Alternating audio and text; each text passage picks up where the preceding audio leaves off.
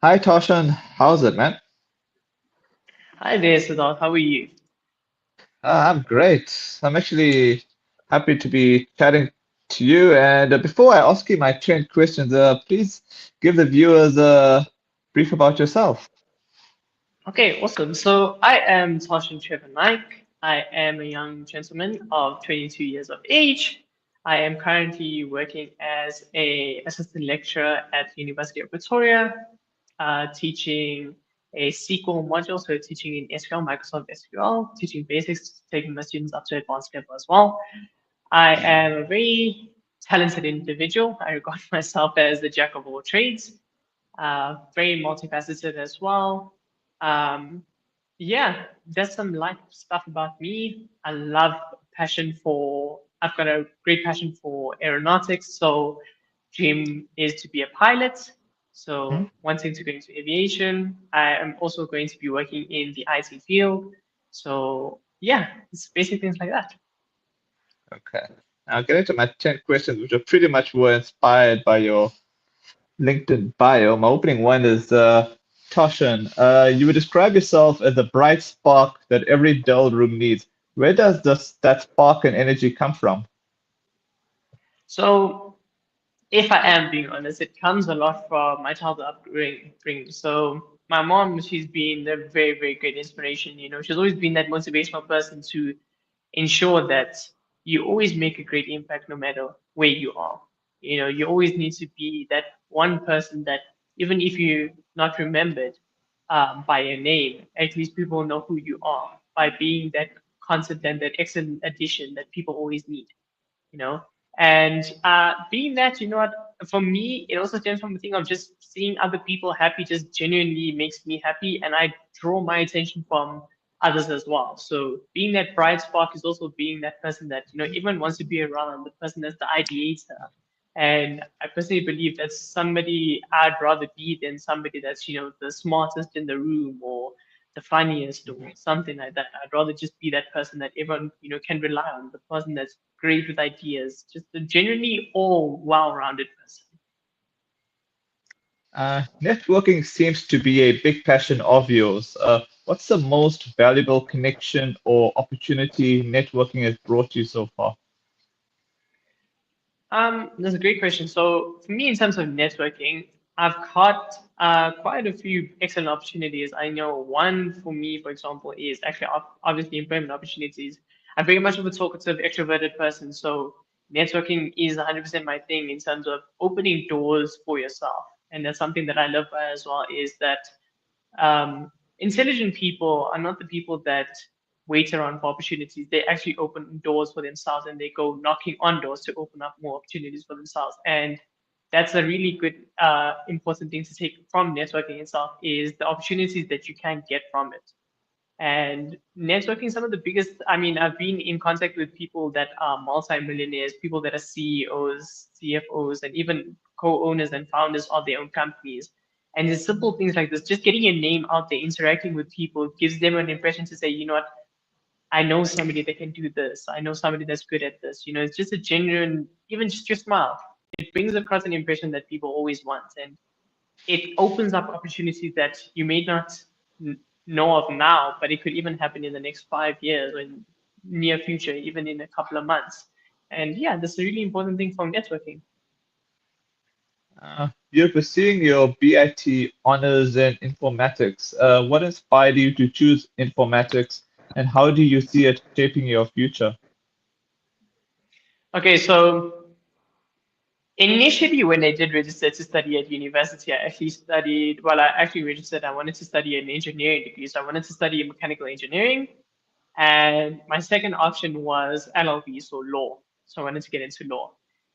And my third option was a degree called BIS Information Science, which is in the IT field.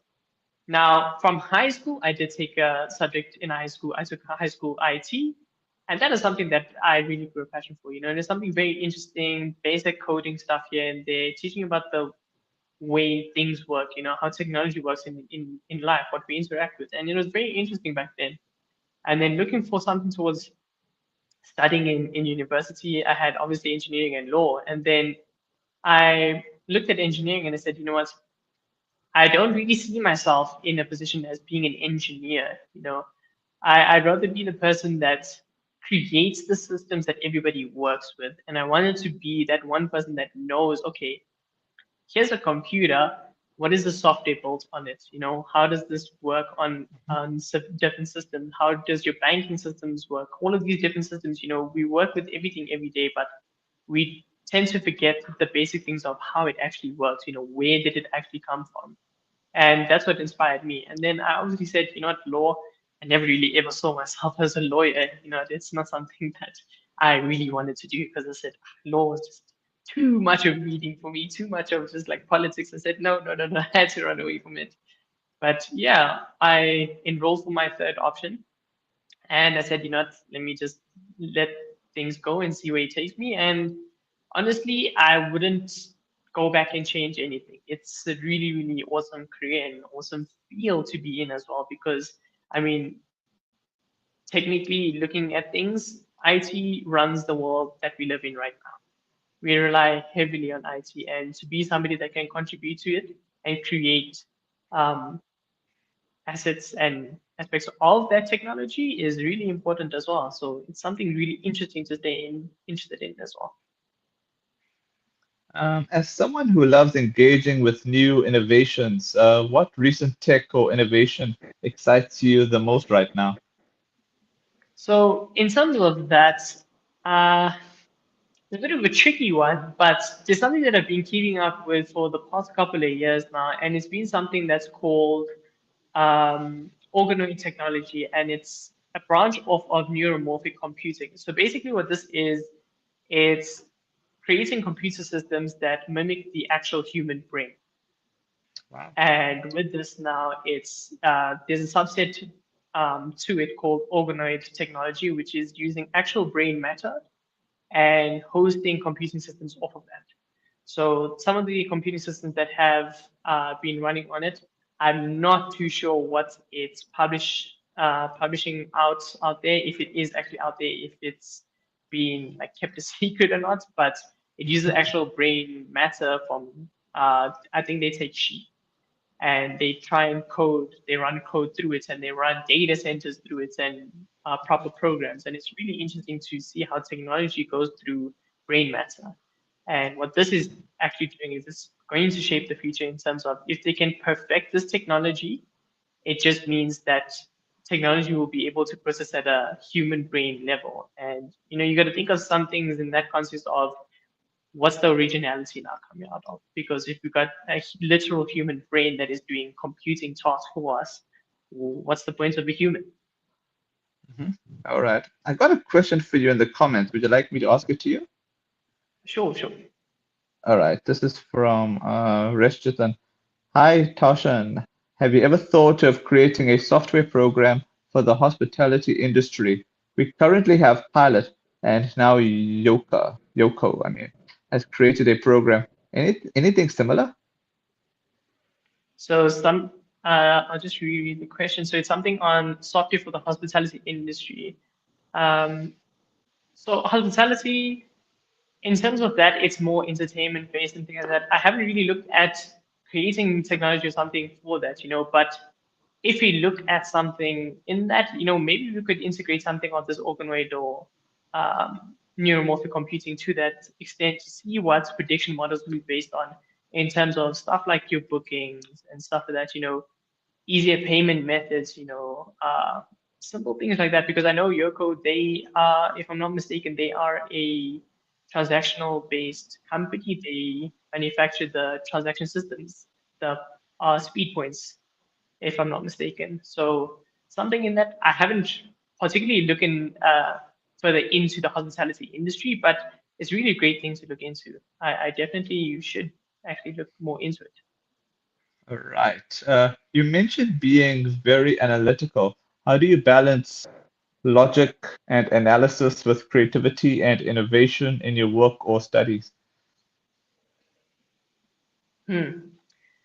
Well, it's a thing that I use all together, I'd say. With the creativity and innovation, I'd say I'd use them together in the sense of you use your creativity to innovate. Um, you rather let your mind run wild with ideas because that brings you more opportunities for innovation and thinking of something new. The whole point of innovation is taking what's there and making it better or bringing something new that breaks the whole ground, that innovates something that brings something that nobody has really seen that interests them like, wow, this is something new. Take, for example, when our first phones came in, when we got mobile cellular phones back from landline. It was such a groundbreaking technology that no one thought that you could really carry a phone around without having a wire connected to it the whole time.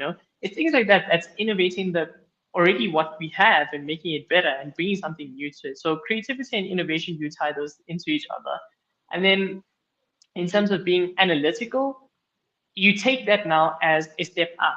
So from your innovations, you be analytical now in the sense of, okay, what is actually feasible? You take it onto a feasibility aspect. You think of, okay, my ideas, what genuinely interests me. You basically be critical of your own ideas and you bring that analysis to it. So you be analytical about it. And obviously now, if it's your own ideas, don't be too harsh on yourself. Just let your mind run wild, be innovative, be explorative. And yeah, in terms of studies, how do you integrate that in terms of all of this work, all this craziness and stuff like that?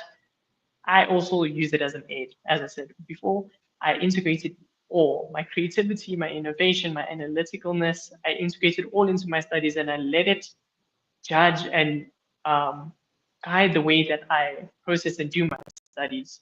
And I would say it's really beneficial towards my studies, and I have a really good success rate for it. Giving some practical examples, in our final year of my studies, we created an online system for a company that sold charcoal briquettes, and he manufactured.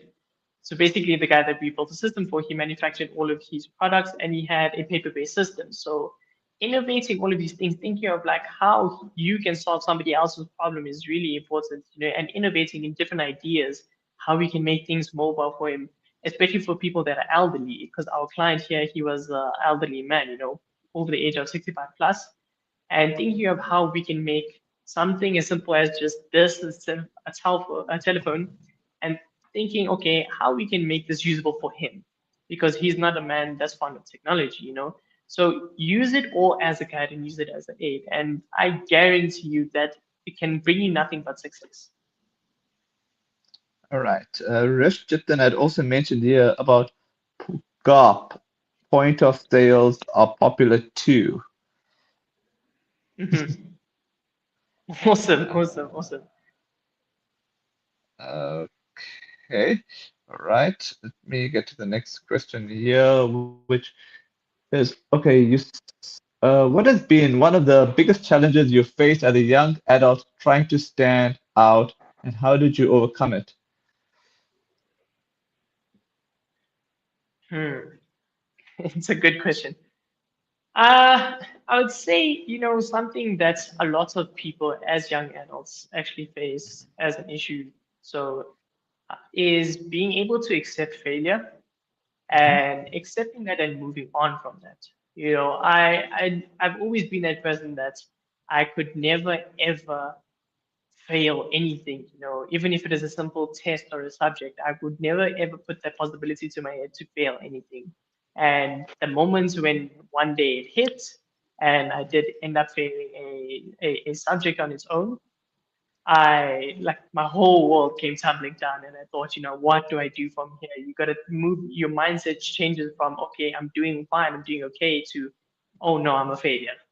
And moving from that is the most important thing and one of the hardest challenges that I've actually overcome. And it is a thing of, what, you got to start realizing that not everything is perfect in life and you have to start somewhere. And sometimes you need to go all the way back down to zero to go back up. And with that now, I always tell people, and I live by a quote that I think of myself. If somebody has said this as well, we'll give them props for it. But I always say that you can't move a mountain if you don't know how to throw a rock. So you got to start from ground zero. And yeah, overcoming that failure and just realizing that, what, failure just means it's a first step in getting a better success. And once you overcome your first failure, it means that you're going to be better at what you do. You improve your capabilities and you just progress. So that is one of my hardest challenges growing up as a kid. And yeah, it's been a really successful journey. So I would say, if possible, fail as much as you can when you where you currently are, because it just brings you to a better version of yourself in the future. All right. You said you're always eager to upskill yourself. What's one new skill you're currently working on and why? Hmm. So in terms of skills, I would say I'm currently working on Python code in applied data science, because that is basically the heart of processing of all of our systems that we work with is basically subsets of data science. Simple things of now we're looking at a skill of integrating image processing and how that can be analyzed by a computer system. Simple things as us on this video conference now. How is it picking up our movement, our name placements of the name tags? All of these different things, all a whole bunch of data that's being processed, and putting that into a context of applied data science. Now, that's a skill that I'm trying to develop myself and improve that. And I see this as being very important because it also helps you develop new technology. It helps you with the innovativeness. So if you want to think, okay, you've got to look at Elon Musk. He's invented PayPal. He sold that off.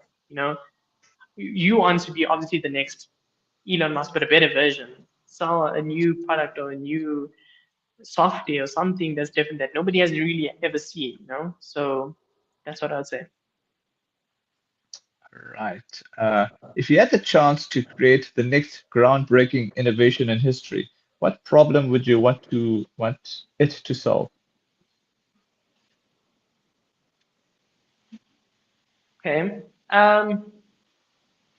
Well, we currently have a major issue of global warming and with our glaciers melting. So we have a major heating problem. So if I had to invent something, I would probably look at creating some sort of a substance or a material that can speed up cooling. And maybe this would be some sort of matter that is natural, from bio mechanics or biochemistry or something like that.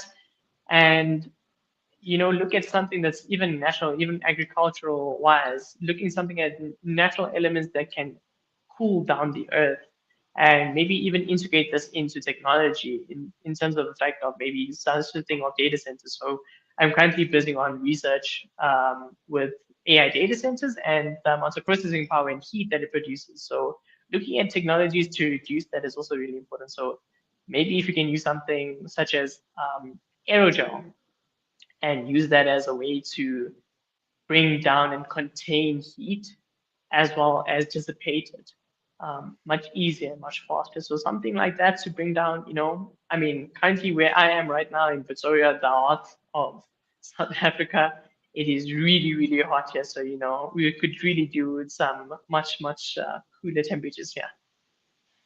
How do you get yourself motivated to stay hardworking and consistent, especially when things get tough?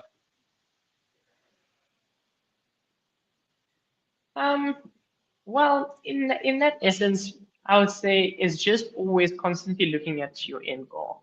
For me, my end goal has always been that I always, no matter what goal I have that's materialistic or current, I always look to the future and I say, you know what, you do it for your future you. You always want your future you to be the best version of yourself, better than you are now. And always keep that in mind, because I always say, you know what, you like going back to my quote from earlier, you can't move a mountain without being able to throw a rock. You gotta start from the ground, and everyone has their ups and downs. You also got to realize that when times are tough, it's just a way of testing your limits and testing your capabilities to see whether you are actually going to go with something and follow through, and maintain your work ethic, your enthusiasm and your motivation towards doing something. So just keep pushing in whatever you're doing and think about your future self and say, you know what, you want a future for yourself where you're living in your dream home, you're driving your dream car, and all of these nice fancy things. And you got to think about it now. You got to put in the effort now in order to achieve that, even if times are hard. And the harder you work, the better you achieve. So that's what keeps me motivated. All right, my final question to you is finally, what advice would you give to other young adults who want to discover their own unique spark and stand out in today's competitive world? I'll say something very simple actually, is be yourself. I see a lot of young people have a problem with trying to fit in and trying to be the model student or the model person, even in terms of like employment. Everybody's trying to be that perfect person that's trying to be employed. I would say, if you think about it logically, nobody is looking to hire somebody or nobody's looking into somebody that they used to. Be yourself, and that's the way that you become unique. You stay motivated, and that's how you find your own spark. You find your own spark by being yourself because you are being you in the best way and the fullest form that you can be. And yeah, just be yourself and keep motivated in the things that make you a better person. At the end of the day, you got to realize that you do things in life to make yourself a better person, not for anybody else. So that's what I'd say. Okay. Well, I gotta say thanks so much for your time and hopefully the first of many, eh? Thank you. Yes, definitely. Thank you so much. You're welcome.